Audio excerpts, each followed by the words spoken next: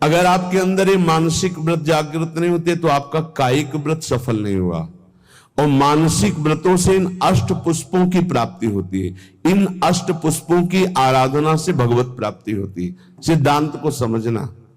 सिद्धांत को अगर नहीं समझोगे तो बाहरी तुम्हारी वृत्ति मान्यता की बनी रहेगी। इसलिए हमारी बाहरी मान्यता नहीं है। हम खास बातें नहीं समझते कि आप बहुत विदेशी फूलों के बहुत, हमारा इस पे ज्यादा धन है तो उसका सदुपयोग हो रहा है, लेकिन इससे भगवत प्राप्ति नहीं होने वाली, ध्यान रखना। ये बिल्कुल सिद्धांत, इसीलिए हम उदासीन रहते थे।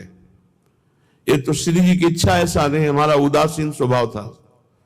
प्राय ऐसा माना जाता था कि सन्यास मार्ग से आए इसलिए इनकी सेवा में रुचि नहीं।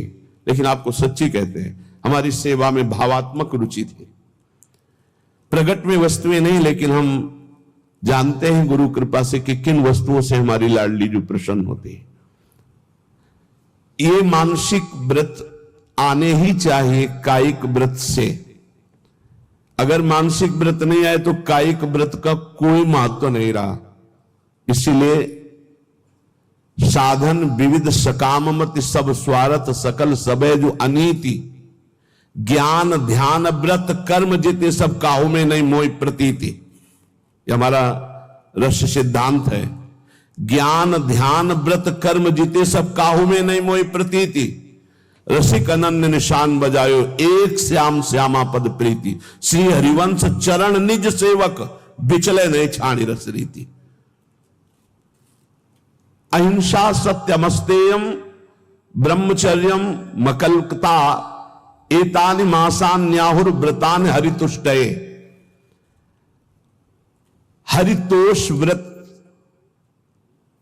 प्राय इस शब्द को एकादशी से जोड़ा जाता है कि एकादशी हरितोष व्रत है, ऐसा भी माना ये, लेकिन कायिक व्रत है। यहां करें हरितुष्टये, बिल्कुल भगवान को प्रसन्न करने के लिए, जिसमें निश्चित प्रसन्न हो जाएंगे। कायिक व्रत का फल है मानसिक व्रत जागृत होना। मानसिक अहिंसा, वचन से शरीर से किसी को पीड़ा पहुंचाना ये तो बात दूर रही, मन से भी किसी को पीड़ा दंड देने की बात हम नहीं सोचेंगे। वाणी से तो बोलेंगे ही नहीं, ऐसी वाणी कभी नहीं बोलेंगे किसी को दुख लगे। शरीर से ऐसी कभी चेष्टा नहीं करेंगे किसी की हिंसा हो, किसी को दुख हो। मन से संकल्प प्राय सब लोग कर लेते हैं, भोगे गए नहीं।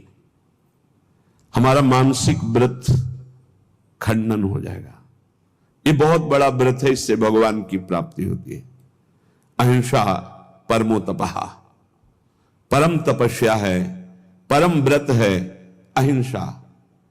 मन से, वचन से, शरीर से, किसी भी तरह से किसी को दुख ना पहुंचाना अहिंसा है। हमको कोई दुख पहुंचाता है, हम उसे सह लेते हैं। वो आगे आएगा इसी प्रसंग में। ये बहुत अमृतमय वचन है। यही नैष्ठिक ब्रह्मचर्य में इन्हीं की शिक्षा हुई थी, गुरुजनों से इन्हीं की शिक्षा हुई।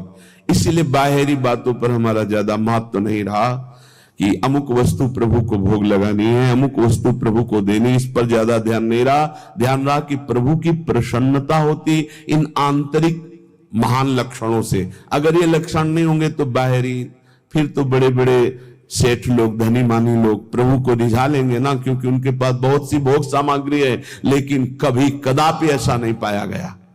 प्रभु को रिझाने के लिए यही पाया गया।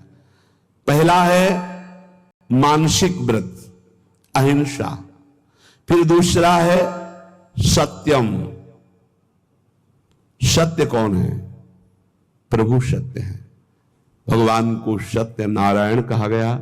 भगवान को सच्चिदानंद रूपाय, सच्चित आनंद रूपाय कहा गया। सत्य है प्रभु। यदि हम प्रभु का नाम जप कर रहे हैं, प्रभु के चरणों का आश्रय लिए हैं, तो हम सत्य का आश्रय लिए हैं, सत्य का जप कर रहे हैं। यदि संतों का संग करें तो सत्य संग कर रहे हैं। हमारे अंदर सत्य विचार हैं, हमारी सत्य क्रियाएं हैं, तो हमारी वाणी भी झूठ नहीं बोलनी चाहिए। सत्य भाषण है, सत्य संभाषण है। सत वार्ता है, वो सत है, वो सत्य है। ये मानसिक व्रत हैं। अगर ये व्रत नहीं है तो कायिक व्रत का कोई महत्व नहीं होगा, क्योंकि कायिक व्रत का शारीरिक तप का फल है मानसिक में आना। जैसे प्रगट सेवा का फल है मानसिक सेवा में आना, जैसे देह भाव की क्रियाओं का फल है देह भाव रहित होकर स्वरूप में स्थित होना। ये आंतरिक बातें समझो, सिद्धांत जो परम पद प्राप्ति का है। तीसरा है अस्तेयम, किसी की भी कभी कोई वस्तु ना उठाना, चोरी ना करना। जैसे माना कि मार्ग में तो आपका क्या अधिकार है, आप वैष्णव हैं, बिल्कुल वैसे ही पड़ा रहने दो, या आसपास कोई हो तो अपना उठा लेगा, कोई वहां से निकलेगा पूछेगा तो उसको मिल जाएगा। अगर हम उठा लिया तो हम दूर जा रहे हैं, अब वहां वो लौट के आएगा, वस्तु नहीं मिलेगी, आसपास पूछेगा तो वहां नहीं मिलेगा। हमारा कर्तव्य बनता है हम बिल्कुल उससे निरपेक्ष हो जाएं। अगर हमारी अपेक्षा बनती है तो आसपास जो दुकान है या कोई है तो उससे वहां, अगर कोई नहीं है तो आप वही छोड़ दीजिए, वो लौटेगा तो ले लेगा, नहीं जिसके भाग्य में होगा लेगा, हमारा अधिकार नहीं। पड़ी हुई वस्तु भी हम ना उठाएं। फिर दूसरे की चोरी करना तो हो ही नहीं सकता, चोरी कैसे कर सकता है वैष्णव होकर। अस्तेयम, ए बिल्कुल पकड़ लीजिए, अगर भगवत प्राप्ति करनी है तो कूटू और सिंघाड़ा के आटा से व्रत नहीं होता, ये व्रत होते हैं। ये कह रहे हैं मानसान न्याहुर व्रतानि हरितुष्टये, इन व्रतों से भगवान निश्चित प्रसन्न होकर आपको दर्शन दे देंगे। चौथा ब्रह्मचर्यम, ब्रह्मचर्य, ये बहुत सुंदर व्रत है, बहुत महिमाशाली व्रत है। बड़े भाग्यशाली हैं, बड़े कृपा पात्र हैं जो इस व्रत को धारण करते हैं। हम कह रहे हैं सम्यक रूप से ना धारण करो तो जैसे 15 दिन में एक बार एकादशी रहते हो, ऐसे गृहस्थी में भी व्रत धारण कर लो कि हम इतने दिनों तक ब्रह्मचर्य रहेंगे, फिर संयोग गृहस्थ धर्म के अनुसार भगवान को प्रणाम करके, देवी देवताओं को नमस्कार करके गृहस्थ धर्म की पूर्ति के लिए। अन्यथा अपने पास ऐसे 20 गृहस्थ हैं जिनकी संतानें हो गई और कसम पूर्वक ब्रह्मचर्य रह रहे हैं, हम उनको प्रणाम करते हैं। मतलब बिल्कुल कहीं 100 में 1% भी हमें अविश्वास नहीं उनके प्रति। 100 में ऐसा हो सकता है कि 90% हम कह सकते हैं, 10%, 1% भी नहीं, क्योंकि उनके आचरण और उनकी निष्ठा और उनका समर्पण बताता है और उनका चेहरा बताता है, उनके नेत्र बताते हैं कि वो ब्रह्मचर्य से हैं। बच्चे हो गए, समझ में आ गई बात कि अब हमारा उद्देश्य पूरा हुआ, गृहस्थ का परमार्थ का पूरा करते हैं और नियम पूर्वक 20 परिवार ऐसे हैं, बहुत सुंदर ढंग से चल रहे हैं। बड़ा मुश्किल होता है इस धर्म का पालन, ये जो मानसिक व्रत हैं बहुत मुश्किल के, और इन्हीं से भगवत प्राप्ति होती है। अहिंसा, मन वचन कर्म से किसी को भी पीड़ा या हिंसा न करना। देखो मच्छर का स्वभाव है वो खून पीता है, भगवान ने उसका स्वभाव बनाया है। हमारा कर्तव्य ऐसे करना नहीं है, हमारा कर्तव्य उसको निकाल देना है, उसको उड़ा देना है। अगर हमारे को बहुत परेशानी तो मच्छरदानी की रचना भगवान ने कर दी है, आप मच्छरदानी लगा लीजिए, आप उससे बचने की व्यवस्था कर ली, उसको मारने का अधिकार नहीं। ये हम भागवत से बोल रहे हैं, श्रीमद् भागवत में जहां नरकों का वर्णन है वहां इसका वर्णन है कि जैसे बिच्छू है, सर्प है, मच्छर है, डांस है, खटमल है, इनका रचना ही भगवान ने किया है और इनका स्वभाव ही है। वो ये नहीं जानते कि मैं खून पी रहा हूं तो इसको पीड़ा होगी, नहीं, उसका आहार, जैसे हम गाजर मूली ये सब वस्तुएं पाते हैं बड़े स्वाद से, मुझे नहीं पता कि ये जीव है। ठीक जीव वैसे ही वो है जैसे अन्य जीवों में है भगवत चैतन्य शक्ति। आप देखो मूली है हरी भरी ऐसे, और उखाड़ लीजिए थोड़ी देर में वो मुरझा जाएगी, अर्थात वो जीव गया जो मूली में था वो गया। अब वो जीवे जीव, आहार जीव बिना जीवे नहीं। तो हमारे लिए जो शास्त्र सम्मत है उसे हम बड़े आराम से पाते हो, मुझे पाप नहीं लगता। ऐसे ही जब मच्छर खून पीता है उसको ये नहीं लगता कि मैं किसी का खून पी रहा हूं, उसको लगता मैं अपना आहार ले रहा हूं। अब उस आहार लेने में हमको पीड़ा हो रही, इसलिए उसको हटा देते हैं, उसको उड़ा देते हैं। हो गया उसका तो काम, एक ही में वो उसको तो मारना अपराध हो जाएगा। ऐसे हुआ, मर गया, स्वाभाविक वो बात अलग है। किसी भी जीव की हिंसा ना हो, यह भगवत प्राप्ति के लिए अत्यंत आवश्यक है। कुछ लोग बोले काल है सांप, नहीं भाई, अगर वो ठीक समय से काटने का समय है आपका, तो आप किसी भी खंड में कहीं भी हो, उसी समय वो वहां प्रवेश करेगा और आपको काट लेगा। और नहीं काटेगा तो हम सेनपुर में रहे हैं, जो शाम टाइम जैसे लोग भ्रमण के लिए निकलते हैं ना, ऐसे सहस्त्रों सर्प, शास्त्र माने हजार होते हैं, कोबरा, पानी वाला, कैसे पैथन, मोटे मोटे जो अजगर टाइप, कितने सांप, कोई केली कर रहा है, कोई फुसकार रहा है, कोई टहल रहा है, इतना भारी जंगल, जिधर जाओ उधर सांप ही सांप। पद्मासन लगाए बैठे, बगल से उठा, पूरी हिम्मत से बैठे हुए कि अगर इसको काटने का समय है तो काटेगा, नहीं काटना तो बिल्कुल नहीं काटेगा, ये निश्चिंत। और सामने से निकल के खड़ा होगा, अब अंदर से एकदम भगवदाकार व्यक्ति, प्रभु हैं, फंड नीचे किया, चला गया। ऐसा दृढ़ विश्वास था। और बीछी तो ऐसे थी जैसे काले चीटी चीटा घूमते हैं। ये हम जब कभी कोई सेनपुर का आवे, तिवारीपुर गंगा के किनारे, तो पूछ लेना, वहां दोपहर के समय भले कोई गंगा नहाने चला जाए, नहीं वहां दिन में सुबह और शाम तो कोई जाता नहीं था, रात्रि में तो केवल 2 लोग रहते थे, एक सिद्ध पंजीरी बाबा और एक अपले वहां, तीसरा कोई। दोपहर के समय वहां भले कोई आ जाए, सुबह शाम वहां इन जीव जंतुओं की ऐसी बाहुल्यता, कभी भी ऐसे टच नहीं किया, कभी नहीं टच। और खूब ऐसे सांप, ये मत सोचो कि सांप दिखाई दिया मार डालो उसको, नहीं, यह अपराध है।